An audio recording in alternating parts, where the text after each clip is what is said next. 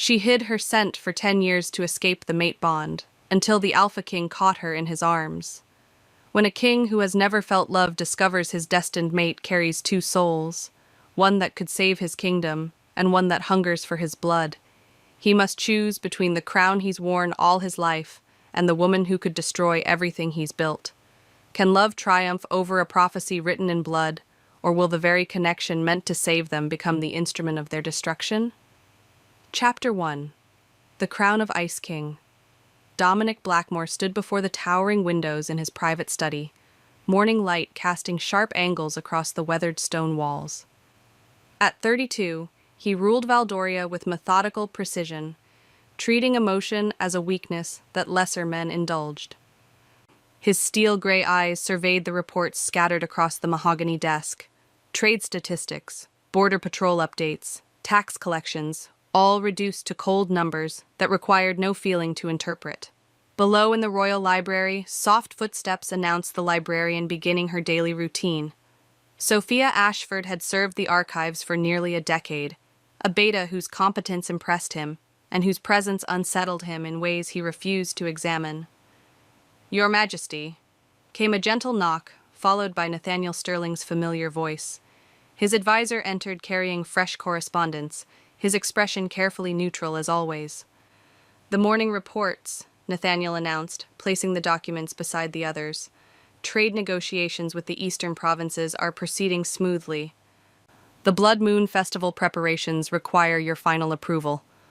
Dominic nodded curtly, grateful that Nathaniel understood his preference for minimal conversation. Unlike Gabriel, who thrived on emotional connections, or the various nobles who constantly sought attention, Nathaniel respected the boundaries he had built around himself. "Schedule the final review for tomorrow," he decided. "Ensure the security protocols account for the magical fluctuations that accompany the blood moon." As Nathaniel departed, silence returned, blessed quiet that allowed clear thought without the complications others invited into their lives.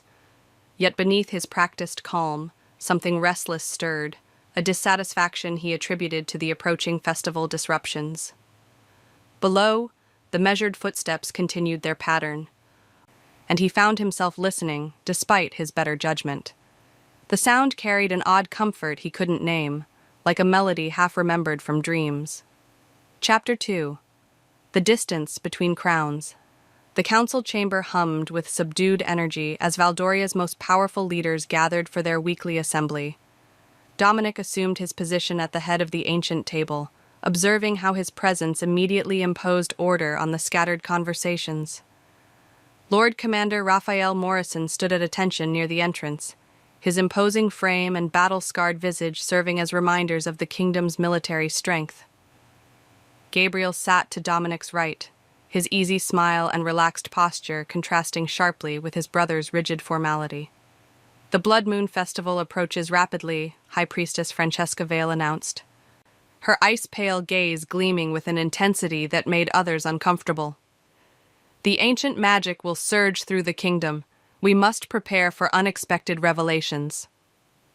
Dominic studied her carefully chosen words, noting how she seemed to address him specifically, despite speaking to the entire assembly. "What manner of revelations concern you, priestess?" "The blood moon reveals truth, your majesty. Hidden natures emerge, suppressed connections manifest, and long-buried secrets surface." Her voice carried ominous undertones that set his teeth on edge. Gabriel leaned forward with interest. "Are you suggesting the festival might bring political complications?" "I suggest that powerful magic affects everyone differently," Francesca replied cryptically. "Even those who believe themselves unaffected by such forces." The comment felt personally directed, though he couldn't fathom why. Throughout his reign, he had remained notably immune to the mate connections and emotional entanglements that governed others' major decisions. This supposed immunity had always been a strength. "The security preparations will account for magical disruptions," Raphael interjected with military practicality. "The festival will proceed safely." As the discussion continued, Dominic's attention drifted toward the castle's library, wondering if the beta librarian would attend the festivities or maintain her usual preference for solitude. The thought irritated him. Why should her plans matter to his considerations? A strange restlessness had been building for days, as if something significant approached beyond mere festival preparations. Chapter 3. The Scholar's Quiet Presence. Evening had settled over the castle when Dominic made his way to the royal archives, ostensibly to review historical precedents for the upcoming trade negotiations. In truth, he found himself drawn to the library's peaceful atmosphere, so different from the constant political maneuvering that filled his days. Candlelight flickered across rows of texts, creating dancing shadows that transformed the familiar surroundings into something almost mysterious. At a corner table, bent over weathered manuscripts, sat Sophia Ashford. Her auburn hair caught the warm light, her delicate features displaying the focused concentration he had observed countless times. "Your Majesty," she said softly, rising with a graceful curtsy that conveyed respect without servility. "I wasn't expecting anyone at this hour." "Continue your work," he replied, moving toward the historical texts. "I require research materials." Instead of immediately locating the needed documents, Dominic found himself observing her methodical approach to whatever project held her attention. She handled each manuscript with reverence, making careful notes in elegant script. "Prophecies?" he inquired, noting the mystical symbols visible on several pages. "Historical research into magical phenomena," she answered diplomatically. "The Blood Moon Festival has inspired curiosity about previous occurrences and their effects on the kingdom." Her voice carried an underlying tension that caught his attention. "Effects? Magic reveals truth, Your Majesty. Sometimes truth brings change." She glanced at him briefly before returning to her work. "Change can be complicated." The conversation felt charged with unspoken meaning, though he couldn't decipher the secrets beneath her careful words. As he finally selected his research materials, he caught an elusive scent, something floral and wild that seemed familiar yet impossible to place. "Working late again, I see," he observed, surprised by his own urge to extend their interaction. "Knowledge demands dedication," she replied with a small smile that transformed her entire countenance. Walking away, he felt an unfamiliar restlessness that had nothing to do with kingdom management and everything to do with mysteries he didn't understand. Something about her presence felt like coming home to a place he'd never been. Chapter 4. The Festival of Revelations. 3 days later, the blood moon rose like a crimson eye over Valdoria, bathing the festival grounds in otherworldly light that pulsed with power. Dominic watched from the royal pavilion as his subjects celebrated below, their laughter and music creating a joyous cacophony that contrasted sharply with the magical tension building in the air. Beside him, Victoria Pemberton adjusted her elegant gown with calculated grace, her alpha presence commanding attention from everyone except the one person whose notice she desperately sought. "A magnificent celebration, Your Majesty," she purred, positioning herself closer than protocol allowed. "Indeed," he replied automatically, his attention fixed on the crowds below, rather than his potential future queen. Despite months of courtship, Victoria's presence stirred nothing beyond political calculation. Gabriel appeared at his elbow, a wine goblet in hand, and his usual easy grin in place. "Brother, you look as though you're attending a funeral rather than a festival. Perhaps you should—" His words were cut short by a sound unlike anything they had ever heard, collective gasps from thousands of voices as magical energy suddenly surged through the gathering like visible lightning. The blood moon pulsed brighter, and across the festival grounds people began stumbling, crying out in shock and confusion. "What's happening?" Victoria demanded, her composed facade cracking as chaos erupted below. Dominic was already moving, his warrior instincts engaging as he leaped from the pavilion platform. Throughout the crowd, he could see people collapsing, others fleeing in panic. And strangest of all, several individuals seemed to be changing somehow, their very essence shifting in ways that defied explanation. Then he caught it, a scent so intoxicating it nearly brought him to his knees. Honey and wildflowers, mixed with something uniquely perfect that called to every fiber of his being. His wolf, dormant for 32 years, suddenly roared to life with a ferocity that shocked him. The trail led toward the castle, and without conscious thought, he found himself running, pushing through the panicked crowds, as his entire world narrowed to one desperate need: find the source of that impossible, perfect scent that sang to his very soul. Chapter 5. The Chase of Destiny. Through the castle corridors, Dominic ran, following a scent trail that grew stronger with each step while his mind reeled from sensations he had never before experienced. His wolf clawed at his consciousness, demanding they find and claim whatever source produced such intoxicating perfection. The trail led to the library, where overturned chairs and scattered manuscripts told stories of hasty departure. Her fragrance saturated the air here, so concentrated it made his vision blur with need. Books lay open on prophecies, and among them, a single page marked with desperate handwriting: "The awakening begins tonight." She knew, he realized, his voice hoarse with unnamed emotion. She knew this would happen. The trail continued toward the gardens, and he followed like a man possessed, his usually immaculate appearance forgotten as branches caught at his formal attire. Behind him, he could hear voices calling his name: Gabriel, Nathaniel, perhaps others, but nothing mattered except reaching the source of that call, resonating in his very bones. He found her in the heart of the rose garden, collapsed beside the fountain, where moonlight turned water into liquid silver. Sophia knelt among scattered flower petals, her entire body shaking as she fought against something invisible yet obviously powerful. "Please," she whispered without looking up, her voice breaking with desperation. "Please don't come closer. I can't control it anymore." But her scent surrounded him like a physical embrace, and when she finally raised her face to meet his gaze, everything he thought he knew about himself shattered. Her eyes, usually soft brown, now swirled with amethyst depths that seemed to hold entire galaxies. This was no beta librarian. This was his mate, his destiny, his salvation and destruction wrapped in one impossible woman. "Sophia," he breathed, stepping forward despite her plea. "I tried so hard to stay away," she sobbed as he dropped to his knees before her. 10 years of hiding, 10 years of suppressants and lies, and it's all ruined now." When he pulled her into his arms, the destined connection snapped into place with such force that the world itself seemed to shift on its axis. Chapter 6. The Truth Unveiled.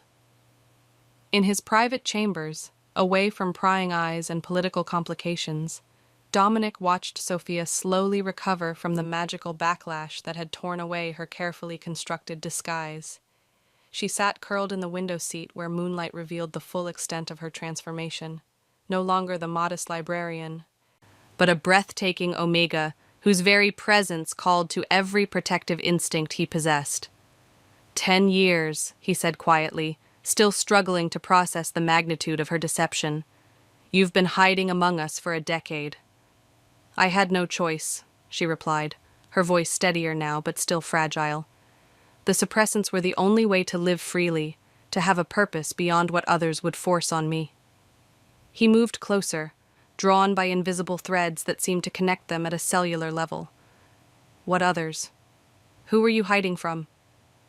"Everyone," she whispered, meeting his gaze with those remarkable lavender eyes. "Alphas who would see only breeding potential. Nobles who would use me for political advantage.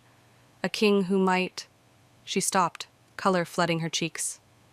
"Who might what?" he prompted gently. "Who might claim me without knowing if I wanted to be claimed?" The honesty in her words hit him like a physical blow. "I've watched you for years, Dominic. I've seen how you rule, how you think, how you keep everyone at arm's length. I knew that if you ever felt the soul connection, duty would compel you to act whether your heart was truly engaged or not." The accusation stung because it carried uncomfortable truth. How many decisions had he made based purely on obligation rather than genuine feeling? How many people had he kept distant because emotion complicated clear judgment? "And now?" he asked, reaching out to trace the curve of her cheek with trembling fingers. "Now that we both feel it?" "Now I'm terrified," she admitted, leaning into his touch despite her words. Because there's something else, Dominic. Something I discovered in the prophecies that makes our connection dangerous for reasons you can't imagine. Before he could ask what she meant, she pressed a worn manuscript into his hands, pages covered with script that seemed to writhe in the candlelight. "Read this," she whispered, "then tell me if you still want to claim a mate who might destroy everything you've built." The weight of destiny seemed to settle on his shoulders like a mantle he'd never asked to wear. Chapter 7. The Weight of New Emotions. As dawn broke over the castle battlements 2 days later, sleep continued to elude Dominic's usually ordered existence. Every sensation felt amplified: morning wine too sharp, stone corridors too cold, servants' footsteps unnaturally loud. Most overwhelming was his constant awareness of Sophia's presence somewhere within the castle walls, as if an invisible thread connected them across any distance. "Your Majesty appears unwell," Nathaniel observed carefully as they reviewed the morning correspondence. His advisor's concerned expression suggested the changes were more obvious than Dominic had hoped. "I'm perfectly capable of managing my duties," he replied curtly, though the words felt hollow. How could he explain that reading trade reports seemed impossibly trivial when every fiber of his being wanted to seek out his mate? Gabriel entered without ceremony, his usual easy manner replaced by obvious worry. "Brother, the entire court is discussing your behavior during the festival. Abandoning the celebration. Running through the castle like a madman." "My behavior is not subject to public discussion," Dominic cut him off. But even to his own ears, the response lacked its usual authority. "When it affects the kingdom's stability, it absolutely is," Gabriel shot back with rare steel in his voice. "Victoria tells anyone who will listen that you've been ensorcelled by a mysterious woman. Half the nobles demand an investigation into magical interference with royal judgment." The mention of Victoria sent an unexpected surge of irritation through him. Her presumptions and possessive attitude, previously tolerated as politically necessary, now felt intolerable. The very thought of another woman's hands on him, when Sophia existed in his world, seemed like a betrayal of the highest order. "Let them demand what they wish," he said finally. "My personal affairs are precisely that. Personal." But even as he spoke, he knew they were a luxury a king could rarely afford. Every choice rippled through the kingdom, affecting alliances, trade agreements, and the delicate balance of power that kept Valdoria stable. From somewhere in the castle's depths, he caught the faintest hint of Sophia's scent on the air, and his newfound emotional turmoil crystallized into a single, terrifying realization.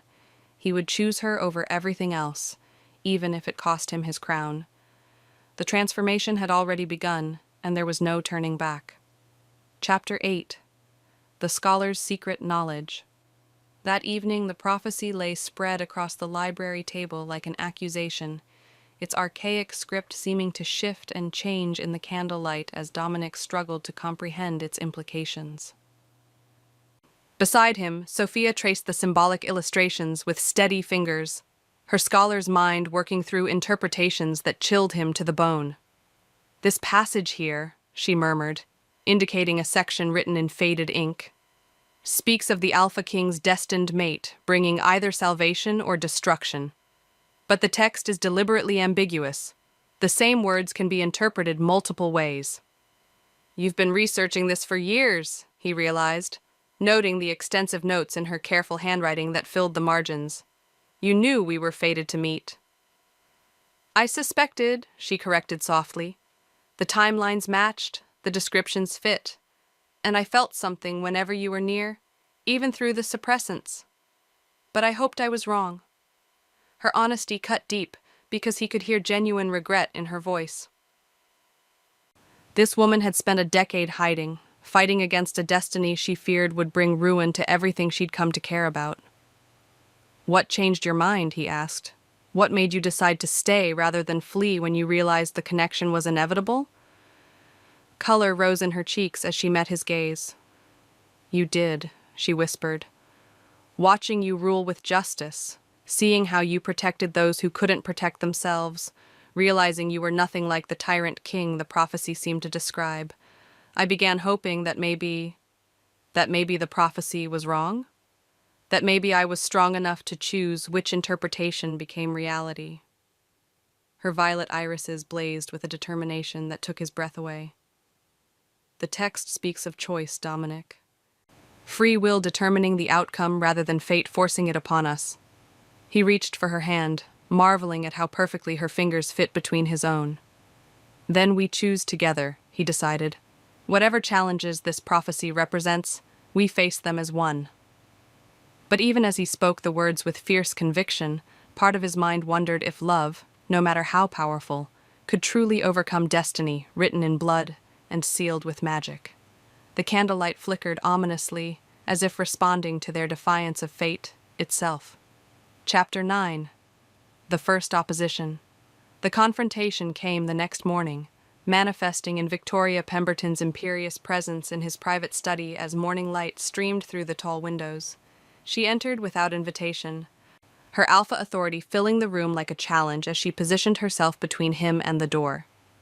"We need to discuss your recent behavior," she announced, her cultured voice carrying steel beneath its polished surface.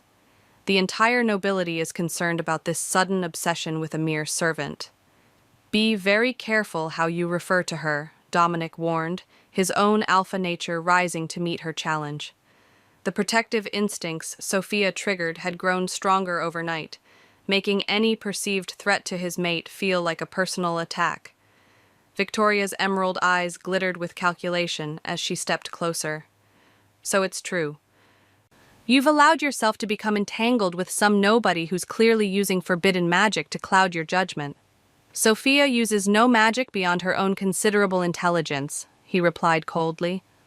"Your accusations are both unfounded and unwelcome." "Then explain your transformation," Victoria demanded, her composure cracking to reveal desperate fury. "One day you're a rational king considering our perfectly logical alliance, the next you're chasing through the castle after a mysterious woman who appeared during a magical event. If that's not enchantment, what would you call it?" "I would call it finding something I didn't know was missing," he said quietly, the truth of the words settling in his chest like an anchor. "And I would call your concerns irrelevant to my personal decisions." The rejection hit Victoria like a physical blow, her carefully maintained facade shattering completely. "You're making a mistake that will cost you everything," she hissed. "The nobles will not accept this, whatever she is, as their queen. They'll revolt before bowing to a servant girl with mysterious magic." "Then they'll revolt," Dominic replied with deadly calm, "and they'll lose."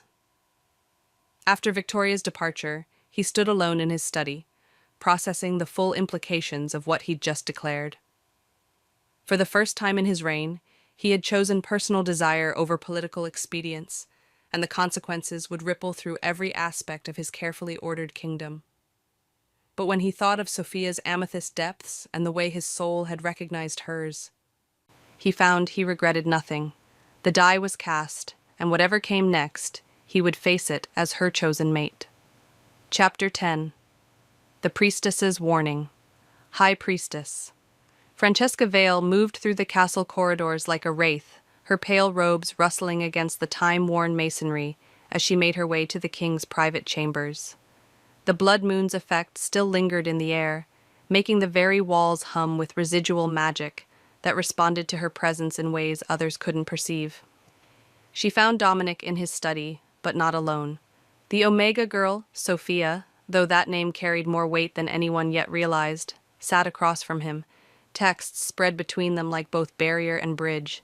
The sacred connection's energy crackled around them, visible to Francesca's trained senses as golden threads binding their souls together.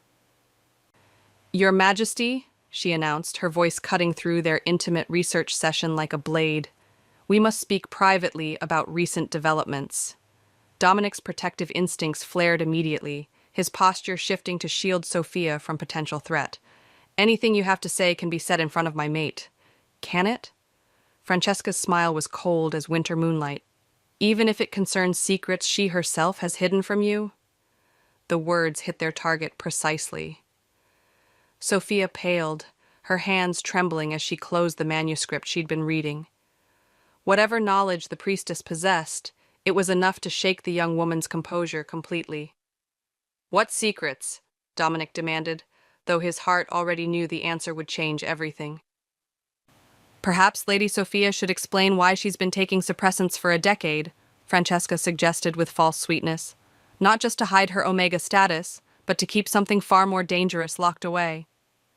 I don't know what you're implying, Sophia whispered, but her voice lacked conviction. Don't you? The priestess moved closer, her ice-blue eyes gleaming with malicious satisfaction. Tell me, child, have you experienced any unusual urges lately? Any moments where you felt less like yourself and more like something else entirely? The blood drained from Sophia's face as understanding dawned, and Dominic felt their sacred link transmit her sudden terror like a physical blow. Whatever truth Francesca was about to reveal, it was something Sophia had feared but never fully understood. The prophecy speaks of two souls in one body, Francesca continued relentlessly, one of love, one of ruin. The question is, which one will ultimately control the king's precious mate? Silence stretched between them like a drawn blade, sharp with unspoken threats and terrible possibilities. Chapter 11. The Prophecy's Hidden Truth. The tome Francesca produced from her robes seemed to writhe with its own malevolent life, its pages yellowed with age and stained with substances that might once have been blood. Unlike the carefully preserved library manuscripts, this book radiated power that made the air itself feel thick and oppressive. The complete prophecy, she announced with theatrical flourish, opening to a page marked with ribbons obviously placed long before this moment. Not the sanitized version kept in the royal archives, but the original text written in the seer's blood. Dominic pulled Sophia closer as he read, feeling her distress increase with each line of translated text that Francesca revealed with obvious relish. When the Alpha King finds his fated mate beneath the blood moon's light, he shall know both salvation and damnation. For within her dwells two souls, one born of love's pure light, one forged in darkness absolute. The lighter soul shall bring prosperity and joy, while the darker seeks only destruction and the Alpha's blood upon her teeth. The words struck like physical blows, each phrase worse than the last. Beside him, Sophia made a sound of pure anguish that tore at his heart.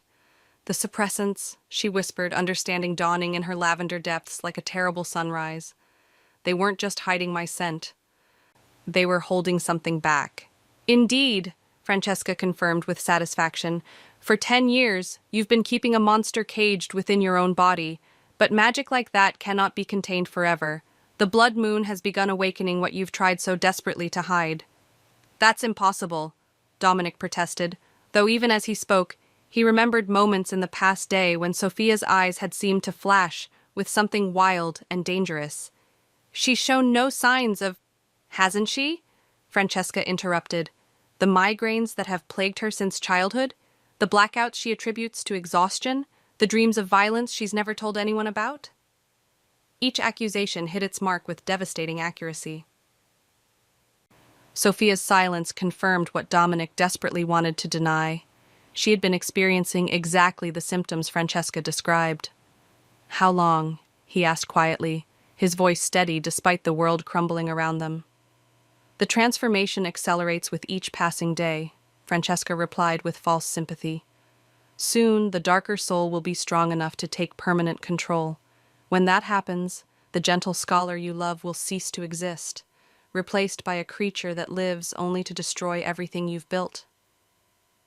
As if summoned by the priestess's words, something flickered behind Sophia's eyes.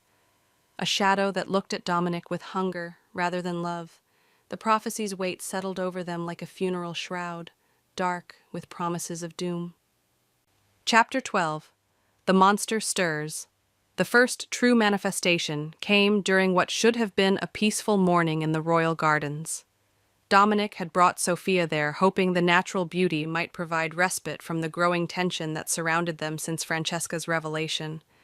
They sat beside the fountain where they'd first truly found each other, but the intimacy that had once felt so natural now carried an undercurrent of fear. Every time he looked into Sophia's eyes, he searched for signs of the darkness the prophecy described, and the constant vigilance exhausted them both. "I can feel it," she whispered suddenly, her hands clenching into fists as pain crossed her delicate features. "It's getting stronger. Sometimes I look at you and feel hungry, not for food, but for—" "For what?" he asked gently, though he dreaded the answer. "For your blood," she admitted with self-loathing so profound it made him ache. "I imagine what it would taste like, how it would feel to watch the life leave your eyes.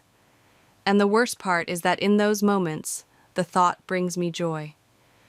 Before he could respond, her expression changed completely. The amethyst eyes he loved filled with something cold and predatory, and when she smiled, it was with the promise of violence. "Hello, my king," she purred, but the voice that emerged carried undertones he'd never heard before. "Do you like what you see? Do you find me beautiful when I show my true nature?" "Sophia," he said carefully, his hand moving instinctively toward the dagger at his belt. "Fight it. I know you're still in there." "Oh, she is." The thing wearing Sophia's face agreed with amusement. "Screaming and begging me not to hurt you. But why would I listen to such weakness when I could taste the power flowing through your veins?" She moved with impossible speed, her delicate hands becoming claws that raked across his chest before he could react. The pain was immediate and startling, but not as shocking as the expression of ecstasy that crossed her features as his blood welled from the wounds. "Magnificent," she breathed, raising her bloodied fingers to her lips. "I can see why she loves you. You taste like everything I've been denied." Then, as suddenly as it had come, the darkness receded. Sophia collapsed against him, sobbing with horror as she saw what her hands had done. "I'm so sorry," she wept. "I couldn't stop it. I tried, but it was so strong and I wanted— God help me— I wanted to hurt you." Holding her shaking form, Dominic realized they were running out of time to find a solution before the monster within her claimed permanent control. Chapter 13. The King's Desperate Choice. The emergency council session convened in the castle's most secure chamber, where wards designed to contain discussions too dangerous for ordinary rooms hummed with protective energy. Around the circular table, Valdoria's most powerful leaders sat in judgment of their king's impossible situation, their faces grave with the weight of decisions that would determine the kingdom's future. "The evidence is undeniable," Lord Commander Raphael stated with military directness, his battle-worn hands folded before him like instruments of execution. "The woman poses a clear and present danger to His Majesty's life and the realm's stability." Gabriel's usually cheerful demeanor had been replaced by the cold calculation their royal bloodline was known for. "Brother, I understand your feelings, but we cannot ignore the fact that she attempted to kill you, in the gardens, in broad daylight. What happens when the darker soul gains enough strength to succeed?" "She fought it," Dominic replied firmly, though each word felt like swallowing glass. "Sophia overcame the compulsion and stopped herself. That proves the original soul still has some measure of control." "For now," Nathaniel added quietly, his loyalty warring with his duty to speak the truth. "But Priestess Francesca's research suggests the episodes will become more frequent and more violent. Eventually, the creature will win," Victoria finished with savage satisfaction. "And then we'll have a monster with unlimited access to our king's private chambers. The security implications alone are staggering." Dominic's hands clenched beneath the table as he fought the urge to silence Victoria permanently. The protective rage surging through him at any threat to Sophia had grown stronger since their connection deepened, making rational discussion increasingly difficult. "There is another option," Francesca interjected from her position near the chamber's shadowed alcove. "The prophecy speaks of choice determining the outcome. Perhaps the solution lies not in destroying the threat, but in redirecting it." "Explain," Dominic commanded, seizing on any alternative to the death sentence his council seemed determined to pronounce. "The darker soul craves the Alpha King's blood specifically," the priestess continued with clinical detachment. "But prophecies can be interpreted creatively. If another were to claim the title of Alpha King, the compulsion might transfer to them instead. Gabriel's face went carefully blank as the implication hit him. You're suggesting I challenge my brother for the throne. I'm suggesting you might save his life by accepting the burden he cannot bear. Francesca replied smoothly. The crown or his mate? Choose one, Your Majesty. You cannot have both. The ultimatum hung in the air like the sword of Damocles, waiting to fall. Chapter 14. The bond deepens. In defiance of every rational voice counseling caution, Dominic made his choice with the absolute certainty that came from finally understanding what truly mattered. He found Sophia in the castle's highest tower, where she'd secluded herself after the council's ultimatum, standing at the window like a prisoner awaiting execution. They want you to give up the crown, she said without turning around, her reflection in the glass, showing tear tracks glistening in the moonlight. Your advisors, your brother, even Victoria, they all believe you should choose the kingdom over me.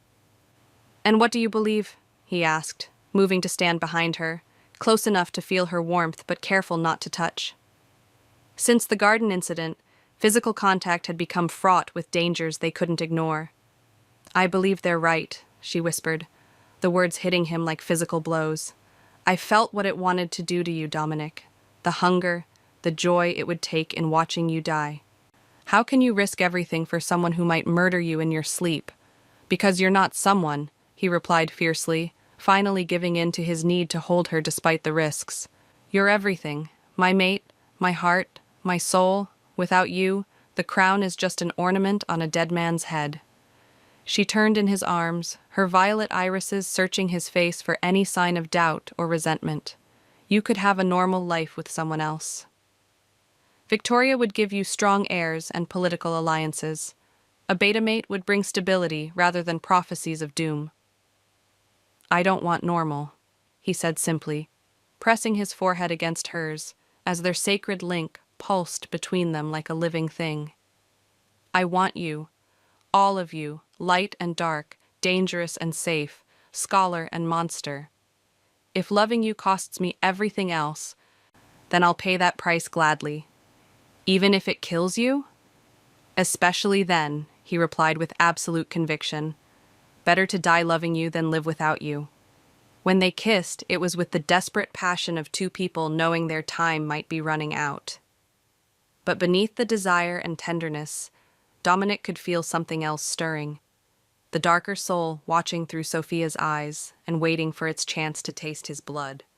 For the first time since accepting his fate, he began understanding what true courage meant.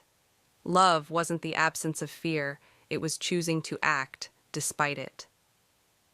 Chapter 15. The Kingdom Fractures.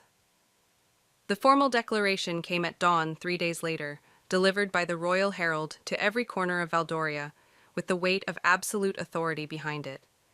King Dominic Blackthorne, sovereign ruler of the Northern Territories, hereby claimed Lady Sophia Ashford as his mate and future queen, regardless of prophetic warnings or noble objections.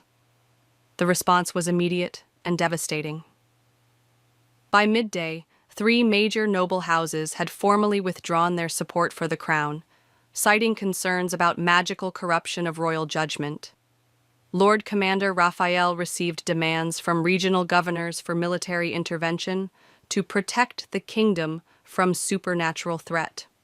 Most damaging of all, Gabriel was approached by a coalition of lords offering to support his claim to the throne if he would restore sanity to royal policy. Brother, please reconsider, Gabriel pleaded during an emergency meeting that felt more like a battlefield negotiation than a family discussion. I don't want your crown, but I won't stand by and watch the kingdom tear itself apart. The kingdom will adapt, Dominic replied with steel in his voice, though privately he wondered if his confidence was justified. Those who cannot accept change will be replaced by those who can. With what army? Victoria demanded, her presence at the meeting a reminder of how quickly former allies could become enemies. Half your military commanders have expressed doubts about following orders from a king they believe ensorcelled. The other half won't act against fellow nobles without clear justification. The justification is simple, Sophia interjected from her position beside Dominic's chair, her lavender eyes blazing with determination, despite the obvious toll recent events had taken. I am the king's chosen mate, blessed by the laws of nature and accepted by his free will. Those who oppose our connection oppose the crown itself. Pretty words from someone who tried to kill him 3 days ago? Victoria shot back with venom. The reminder struck home like a blade between ribs. Around the room, even loyal supporters shifted uncomfortably as they recalled the garden incident that had shaken everyone's faith in the situation's safety. That won't happen again, Sophia said quietly, though her hands shook as she spoke. I'm learning to control it. Are you? Francesca's voice cut through the tension like ice. Or is it learning to control you? Before anyone could respond, Sophia's expression changed, just for a moment, but long enough for everyone present to see the hunger flickering behind her eyes as she looked at Dominic's throat. The silence that followed was deafening, heavy with unspoken fears and terrible possibilities. Chapter 16. The Betrayal Revealed. The discovery came through the most mundane of circumstances, a servant's careless error that left the wrong correspondence in the wrong chamber. Dominic found the letter while reviewing routine administrative matters, but its contents shattered everything he thought he understood about the past few weeks. Written in Francesca's distinctive script, the message detailed careful manipulation stretching back months before the Blood Moon Festival. The priestess hadn't simply discovered Sophia's dual nature. She'd been actively working to accelerate the darker soul's emergence through subtle modifications to the suppressant herbs. My lord, the letter read in part, the transformation proceeds ahead of schedule. Each dose I provide weakens her control further while strengthening the creature within. Soon, the king will face the choice we require, abdicate to save his kingdom or watch everything burn. The conspiracy ran deeper than personal ambition. Additional correspondence revealed Victoria's involvement, along with several noble houses seeking to use the crisis as justification for limiting royal power. They'd planned to orchestrate Gabriel's ascension while positioning themselves as the power behind a more malleable throne. Worst of all was the realization that Sophia's suffering had been deliberately engineered. The woman he loved had been slowly poisoned, her own nature turned against her through calculated cruelty that left him shaking with rage. You knew, he confronted Francesca in her private chambers. The damning letters spread across her desk like accusations. You've been making her worse. I've been serving the kingdom's best interests, the priestess replied, without shame or remorse. Your obsession with that creature threatens everything our ancestors built. Better to remove the threat through a managed crisis than wait for inevitable catastrophe. She's not a threat. She's your victim, Dominic snarled, his alpha nature responding to the calculated harm done to his mate. How many others have you manipulated with false prophecies and convenient interpretations? As many as necessary, Francesca answered coldly. The crown requires guidance, Your Majesty. Without it, kings make dangerous choices based on emotion rather than reason. Before he could respond, screams echoed from elsewhere in the castle, Sophia's voice, raised in agony or rage. The modified suppressants were losing their effectiveness, and without his presence to anchor her, the darker soul was making another attempt at dominance. Racing through the corridors toward the sound, Dominic realized that exposing the conspiracy might be meaningless if they couldn't save Sophia from the damage already done. Chapter 17. The Monster Unleashed. He found her in the great hall, surrounded by overturned furniture and shattered glass, her delicate frame radiating violence that seemed impossible for someone her size to contain. But it wasn't Sophia who turned to face him. The creature wearing her body moved with predatory grace, and when she smiled, her teeth were stained with blood from where she'd bitten her own tongue. "My beloved king," she purred, circling him like a wolf stalking prey. "I've been waiting for you to return. Your absence left me hungry." "Where is she?" Dominic demanded, though he already knew the answer would break his heart. "Where is Sophia?" "Oh, she's here," the dark soul replied with amusement, pressing Sophia's hand against her chest. "Screaming quite beautifully, actually. She knows what I'm going to do to you, and the anticipation is exquisite. She moved without warning, those delicate hands becoming claws that raked across his face before he could defend himself. The pain was immediate and startling, but not as shocking as the moan of pleasure that escaped her lips as his blood flowed.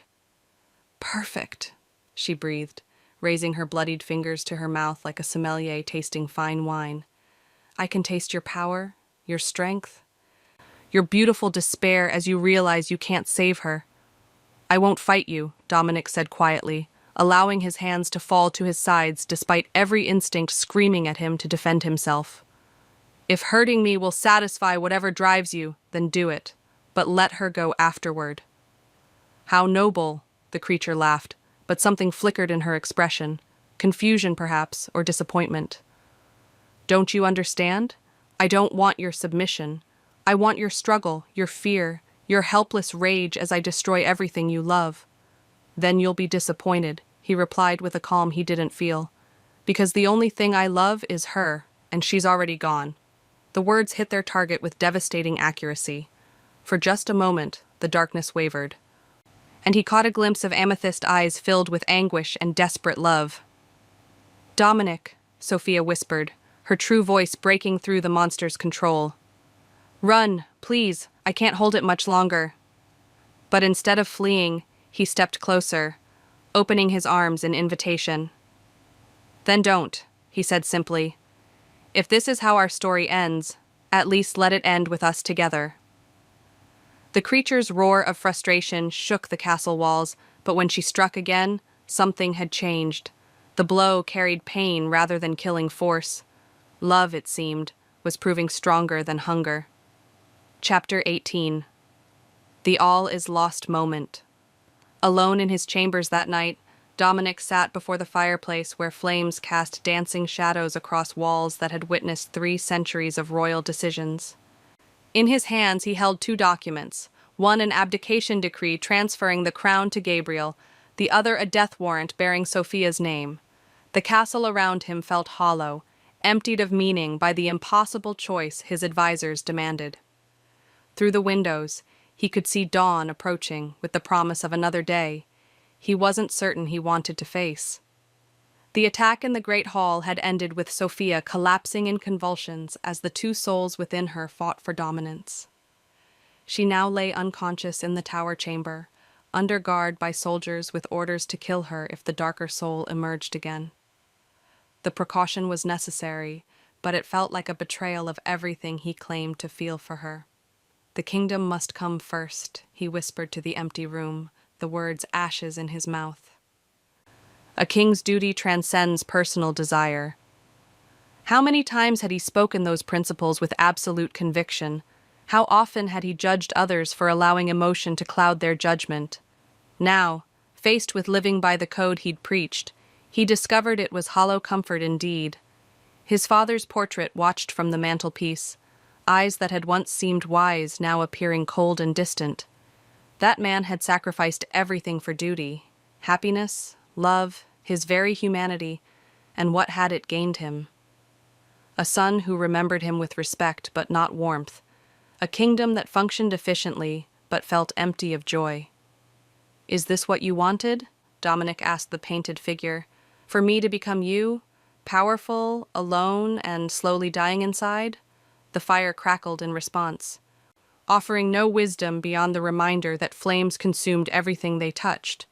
Tomorrow he would have to choose: sign the death warrant and watch love die, or abdicate and let others determine Sophia's fate. Either path led to loss. The only question was whether he would destroy his kingdom or his soul. In the growing light of dawn, King Dominic Blackmore finally understood why his father had always seemed so tired, and why power felt more like a prison than a privilege. For the first time in his reign, he wondered if being king was worth the price it demanded. The crown suddenly felt less like a symbol of authority, and more like shackles binding him to choices that would haunt him forever. Chapter 19. The Hidden Truth. The revelation came through the castle's most unlikely source, Adriana Cross, Sophia's loyal friend who'd maintained her own disguise for years through careful planning and unwavering devotion. She burst into Dominic's chambers at dawn, carrying documents that would change everything they thought they knew about the crisis. "It's all lies," she gasped, her beta composure cracked by desperation and exhaustion. "The prophecy, the dual soul, everything Francesca told you, it's fabricated manipulation." Dominic looked up from the death warrant he'd been contemplating, hope flickering like a candle in his chest, despite years of training that warned against trusting desperate claims. "Explain." "Sophia isn't carrying two souls," Adriana continued, spreading aged parchments across his desk with shaking hands. "She's carrying two different magical bloodlines that were forced to merge artificially. The Ashford line and the Drakemore line, both powerful in their own right, but never meant to exist in one person." The documents she revealed told the story of magical experimentation conducted generations ago, when ambitious sorcerers had attempted to create the perfect royal mate by combining bloodlines through forbidden rituals. The process had been abandoned after early subjects went mad or died, but one child had survived, Sophia's grandmother. "The dark soul isn't evil," Adriana explained urgently. "It's Drakemore magic trying to assert dominance because the suppressants Francesca has been providing were designed to destabilize the balance between the bloodlines, creating an artificial conflict between magical natures that should complement each other," Dominic realized, understanding flooding through him like dawn breaking, making her sick to justify the prophecy's claims. "Exactly, but look at this." She pointed to a passage written in faded ink. "The original research notes suggest that a true soul connection could stabilize the dual bloodlines permanently. Instead of fighting each other, they would work together, making her more powerful rather than more dangerous." Hope warred with caution in his chest as Dominic studied the evidence before him. After days of believing he'd have to choose between love and duty, the possibility that he could have both seemed almost too good to be true. "How do we prove this?" he asked finally. "We stop the artificial suppressants and let the bloodlines find their natural balance," Adriana replied. "But it has to be done while she's connected to her destined mate. Your presence is the anchor that will guide the process." Looking toward the tower where Sophia lay unconscious, Dominic made the decision that would either save them both or destroy everything they'd fought to protect. Chapter 20. The Healing Begins. The tower chamber had been transformed into a makeshift sanctuary, its walls inscribed with protective circles that Adriana claimed would contain any magical backlash from the bloodline stabilization process. Sophia lay at the center, pale as moonlight, and still unconscious from the previous day's convulsions. "The theory is sound," Nathaniel said quietly, though worry lines creased his features as he studied the ritual preparations. "But if you're wrong about the cause, this could kill her." "If I'm right about the cause, not doing this will kill her anyway," Dominic replied, settling beside the ritual circle with grim determination. "And probably me as well, when the artificial conflict finally drives her completely mad." Gabriel stood near the chamber's entrance, his hand resting on his sword hilt as he maintained watch for anyone who might try to interrupt. "Francesca and her allies won't accept this quietly. They've invested too much in their version of events to let you prove them wrong." "Then we'll deal with that when it happens," Dominic said simply, reaching for Sophia's hand, despite the danger physical contact might represent. "Right now, she needs me to trust her enough to try." The moment their skin touched, he felt it. The chaotic swirl of magical energies fighting within her like two storms trying to occupy the same space. But underneath the artificial conflict, he sensed something else. True harmony wanting to exist between the bloodlines if given the chance. "Begin," he told Adriana, who started the careful process of neutralizing the corrupted suppressants in Sophia's system. As the false chemicals were purged, the magical conflict intensified dramatically. Sophia's body convulsed as the Drakemore and Ashford bloodlines clashed without artificial restraint, her unconscious mind trapped between warring natures that had been deliberately set against each other. But Dominic held on, pouring his own strength through their sacred link, while speaking words of love and encouragement he prayed could reach her even in unconsciousness. "I'm here," he whispered against her ear. "Both sides of you are beautiful. Both sides are welcome. You don't have to choose. You can be whole." Slowly, impossibly. The chaos began to settle. The magical energies that had been tearing her apart started to weave together instead, creating something stronger and more stable than either bloodline could achieve alone. When Sophia's eyes finally opened, they held depths that seemed to contain starlight, not a fractured dual nature, but unified power greater than the sum of its parts. Chapter 21. The Final Confrontation. They came at sunset, armed with righteousness and fear in equal measure. Francesca led the charge into the tower chamber, flanked by Victoria and a dozen guards who were convinced their king was under supernatural compulsion that threatened the kingdom's very survival. "Step away from her, your majesty," Francesca commanded, her ice-pale eyes blazing with fanatical certainty. "The creature has clearly enthralled you beyond reason. For your own safety and the realm's protection, this abomination must be destroyed." Dominic rose slowly, positioning himself between the intruders and Sophia, who was still recovering from the bloodline stabilization, but whose amethyst depths now held peace rather than internal conflict. "The only abomination here is what you've done to an innocent woman through manipulation and lies." "Lies?" Victoria laughed harshly, her alpha presence filling the chamber like a challenge. "We've all seen what she becomes when the monster takes control. Are you so besotted that you'd risk everyone's lives for a few moments of supernatural pleasure?" "What you saw was the result of artificial magical corruption that you helped create." Sophia spoke for the first time, her voice steady despite the obvious effort required. "The bloodlines are stable now. The conflict you feared no longer exists." "Convenient claims from someone desperate to avoid execution," Francesca replied coldly, raising a ceremonial dagger that gleamed with its own malevolent light. "But prophecies written in blood cannot be dismissed by pretty words and wishful thinking." "Then let's test your prophecy," Dominic suggested, his hand moving to his own blade. "If Sophia is truly the monster you claim, surely she'll attack me when given the opportunity." Before anyone could protest, he stepped aside, leaving a clear path between Sophia and the room's occupants. The gesture was either supreme confidence or ultimate foolishness. Everyone present understood the kingdom's fate hung on which interpretation proved correct. Sophia stood gracefully, power radiating from her slight frame as both bloodlines worked in harmony for the first time in her life. When she moved, it was with fluid precision that spoke of dangerous capability, but instead of attacking, she placed herself beside Dominic, her hand finding his in a gesture of unity rather than violence. "I choose love over vengeance," she said simply, addressing Francesca directly. "I choose building over destroying. I choose hope over the fear you've tried so hard to cultivate." The simple declaration hit harder than any weapon could have, and several guards lowered their weapons as they recognized truth when they heard it. Peace had conquered conflict, and love had triumphed over manufactured hatred. Chapter 22.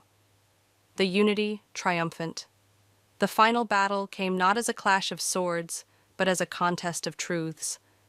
Fought in the castle's great hall, before an audience of nobles, servants, and soldiers who would carry word of the outcome to every corner of the kingdom. Francesca had called for one last dramatic confrontation, confident that public pressure would force Dominic to choose duty over love. "Behold your king," she proclaimed from the hall's center, her voice echoing off weathered stone walls that had witnessed centuries of royal decisions. Enslaved by supernatural forces, willing to sacrifice his kingdom for the fleeting pleasure of an unnatural connection. But when Dominic and Sophia entered together, hand in hand, and radiating the peaceful strength that came from absolute unity, the assembled crowd fell silent. This was not the mad king and monstrous consort that propaganda had painted. This was a partnership that seemed to make both individuals more than they could be alone. "Citizens of Valdoria," Dominic began, his voice carrying to every corner of the vast chamber, "you have been told your king has fallen under evil influence, but I stand before you clear-headed and certain, bound not by magic but by choice, the choice to build rather than tear down, to trust rather than fear, to love rather than hate. Sophia stepped forward, and when she spoke, both bloodlines enhanced her voice with harmonics that touched something deep in every listener's soul. I am Sophia of the Ashford and Drakemore lines, and I claim no power over your king except that which he freely gives. I seek no destruction except of the lies that divide us, no conquest except of the fears that make us less than we could be. Pretty words, Victoria interjected desperately. But we've all seen what she becomes when the monster— There is no monster, Gabriel interrupted, stepping forward with documents that Adriana had helped him prepare. Only a woman who was systematically poisoned to fulfill a false prophecy created by those seeking to control the crown through manufactured crisis. The evidence was overwhelming once presented clearly. Correspondence detailing the conspiracy, research proving the artificial nature of Sophia's condition, testimony from servants who had witnessed Francesca's manipulations. Most damning was the priestess's own journal, seized from her chambers, detailing years of careful planning to position herself as the power behind a more malleable throne. As the truth spread through the assembled crowd like ripples in a pond, Francesca's support crumbled. Faced with exposure and the collapse of her carefully constructed lies, she made one final desperate attempt to salvage victory from defeat. "Then let the bloodlines prove their stability," she snarled, producing a vial of silvery liquid. "Let her drink this purified essence of both magical heritages and show us all what she truly becomes when neither side is suppressed." It was a trap, obviously. No magical mixture that concentrated rather than balanced bloodline energies could be safe. But before anyone could stop her, Sophia stepped forward and took the vial from Francesca's hands. "I accept," she said simply, and drank the entire contents before anyone could intervene. Chapter 23. The True Queen Emerges. The transformation that followed was unlike anything anyone present had ever witnessed. Instead of the violent convulsions and personality shifts that had characterized Sophia's previous episodes, she simply grew brighter. Both magical bloodlines responded to the concentrated essence by amplifying each other rather than fighting, creating a harmony that made her seem to glow with inner light. When she opened her eyes, they held depths that seemed to contain both starlight and sunlight, power and compassion working together in perfect balance. She was still recognizably Sophia, but she was also something more, a bridge between different kinds of magic, different approaches to power, different ways of understanding the world. "Impossible," Francesca breathed, her carefully constructed worldview crumbling as she witnessed magic working in ways her rigid thinking couldn't accommodate. "Not impossible," Sophia replied gently, her enhanced nature allowing her to sense the fear and confusion driving the priestess's desperate actions. "Just different from what you expected. Magic responds to the heart that wields it, Francesca. Your magic reflects a need to control, so you see only conflict and hierarchy. Mine reflects a desire to unite, so I find harmony where you see only chaos." The demonstration that followed was subtle but profound. Without dramatic gestures or elaborate rituals, Sophia began healing the magical damage that years of artificial manipulation had caused, not just to herself, but to others affected by Francesca's interference. Servants suffering from mysterious ailments felt sudden relief. Guards whose loyalty had been magically influenced found their minds clearing. Even the castle's stones seemed to settle with relief as unnatural tensions were finally resolved. "This is what royal power should look like," Dominic said quietly, his voice filled with wonder and pride as he watched his mate demonstrate the leadership their kingdom truly needed. Not domination, but service. Not control, but healing. The assembled crowd began understanding what they witnessed. Not the corruption of their king by supernatural forces, but the emergence of a partnership that could guide the kingdom toward unprecedented prosperity and peace. Gabriel stepped forward, formally removing his sword and laying it at their feet in a gesture of absolute loyalty. "I pledge allegiance to King Dominic and Queen Sophia, whose reign will be remembered as the beginning of a golden age." One by one, other nobles followed suit, until even Victoria knelt in acknowledgement of what could no longer be denied. The only figure left standing was Francesca, whose face had gone pale with the realization that she'd orchestrated her own downfall through the very demonstration she'd hoped would destroy them.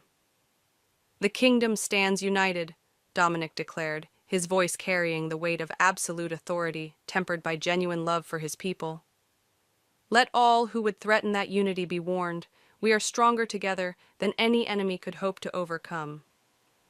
Chapter 24. The New Era Begins. 3 months after the revelation in the Great Hall, Valdoria had transformed in ways that amazed even those who'd witnessed the bloodline stabilization firsthand. The kingdom, once governed through rigid hierarchy and careful distance, now thrived under leadership that emphasized connection and mutual support. In the royal chambers that had once felt like a prison of isolation, Dominic woke each morning beside the woman who'd become not just his mate, but his truest partner in every aspect of governance. Sophia's unique magical heritage proved invaluable in resolving disputes, healing old wounds between noble houses, and establishing trade relationships with territories previously considered too dangerous or difficult to approach. "The eastern provinces report another successful harvest," she informed him over breakfast, reviewing the correspondence that arrived daily from across their expanding sphere of influence. "And the mining guild has agreed to the new safety protocols we proposed."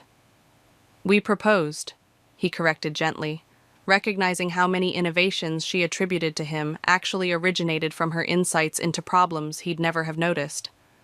"Your ability to sense the magical contamination in those mines saved more lives than any military victory could have." The changes weren't limited to policy and magic. The very atmosphere of the castle had shifted, becoming a place where laughter echoed through stone corridors and servants moved with genuine purpose rather than fearful obedience. Gabriel had proved an excellent advisor, once freed from the burden of potentially inheriting a crown he never wanted. While Nathaniel's administrative skills flourished under leadership that valued competence over political maneuvering, even former enemies had found places in the new order. Victoria, stripped of her artificial ambitions, had discovered genuine fulfillment in managing diplomatic relations with neighboring kingdoms. Her alpha nature, no longer twisted by desperate competition, made her an effective advocate for Valdoria's interests abroad. "No regrets?" Sophia asked, the question becoming their private ritual during quiet moments when the weight of responsibility felt particularly heavy. "Only that it took so long to understand that strength shared is infinitely more powerful than strength hoarded," Dominic replied, pulling her close as morning light painted their chambers in shades of gold and promise. Outside their windows, they could see the kingdom they'd built together, prosperous, peaceful, and growing stronger each passing day, through the simple but revolutionary principle that love was meant to be the foundation for power rather than its enemy. True unity had replaced manufactured division, and hope had conquered fear. Chapter 25. Crown of Two Hearts. Epilogue. 5 years later, the anniversary of the Blood Moon Festival had become Valdoria's most celebrated holiday, not as a night of magical chaos and hidden revelations, but as a celebration of the truth that authentic power came from unity rather than dominance. King Dominic and Queen Sophia walked through the festival grounds that sparkled with lights and laughter, their presence among the people a far cry from the distant royal traditions that had characterized previous reigns. Children who'd grown up under their united rule played games that emphasized cooperation over competition, while merchants from a dozen different territories traded freely in an atmosphere of trust that had seemed impossible just years before. Their own children, twin heirs with their father's storm-colored eyes and their mother's capacity for magical harmony, chased fireflies through gardens where flowers bloomed in impossible profusion, nurtured by magic that responded to love rather than fear. "Sometimes I wonder what would have happened if you'd chosen differently," Sophia mused as they paused beside the fountain where their connection had first been recognized. "If you'd signed that abdication decree and walked away from everything you'd built." "Then I would have become a different man entirely," Dominic replied, understanding now that every choice shaped not just circumstances, but the very essence of who they became. One who let fear make decisions instead of hope. "And I would have died slowly," she added quietly, torn apart by magical forces I couldn't understand or control, never knowing that harmony was possible. Around them, the festival continued with joy that felt as natural as breathing. Former enemies shared tables and stories. Children from different social backgrounds played together without concern for anything but friendship. And couples who'd found love across traditional boundaries celebrated openly in a kingdom that had learned to see diversity as strength rather than threat. The prophecy was right about one thing, Sophia observed, watching their people celebrate with genuine happiness that came from security and hope. Your destined mate did bring transformation to the kingdom. Our destined connection, Dominic corrected, the distinction important even after years of partnership. Neither of us could have achieved this alone. As the blood moon rose over their thriving kingdom, casting crimson light that no longer carried ominous warnings, but rather reminded everyone of love's triumph over fear, they knew their story had become more than personal happiness. It had become proof that the greatest power of all was the courage to choose connection over isolation, trust over suspicion, and hope over the comfortable certainty of familiar limitations. The king who'd once believed love was weakness had discovered it was the ultimate strength. The woman who'd hidden from her own nature had learned to embrace every aspect of who she was meant to be. Together, they ruled a kingdom where magic and mundane worked in harmony, where differences were celebrated rather than feared, and where the next generation would grow up believing love was meant to be the foundation of all true power. Their crown was no longer a burden worn in isolation, but a responsibility shared between two hearts that had found their perfect complement in each other. True strength lies not in the power to control others, but in the wisdom to grow alongside them. And the greatest magic of all is love that transforms not through domination, but through the courage to become more than you ever imagined possible.